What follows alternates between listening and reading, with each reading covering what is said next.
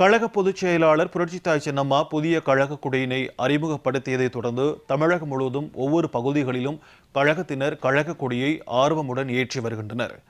ராமநாதபுரம் மாவட்டம் கமுதியில் நடைபெற்ற அம்மா பிறந்தநாள் பொதுக்கூட்டத்தில் ஏழை எளிய மக்களுக்காகவும் கழக தொண்டர்களுக்காகவும் புதிய கட்சியை தொடங்குவதாக அறிவித்த கழக பொதுச் செயலாளர் புரட்சித்தாய் சின்னம்மா பேரறிஞர் அண்ணா, புரட்சி தலைவர் எம்ஜிஆர், புரட்சி தலைவி அம்மா ஆகியோரின் திருவுருவம் தாங்கிய கொடியையும் அறிமுகம் செய்து வைத்தார்.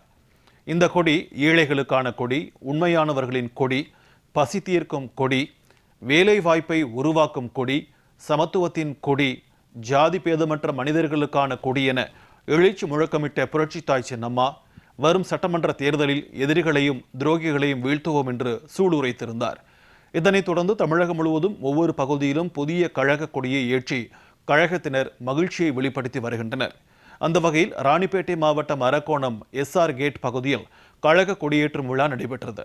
கழக நிர்வாகி முரளிதரன் தலைமையில் நடைபெற்ற இந்த நிகழ்ச்சியில் கொடிக்கம்பத்தில் கழக கொடியை ஏற்றி பொதுமக்களுக்கு இனிப்புகள் வழங்கி கழகத்தினர் மகிழ்ந்தனர்.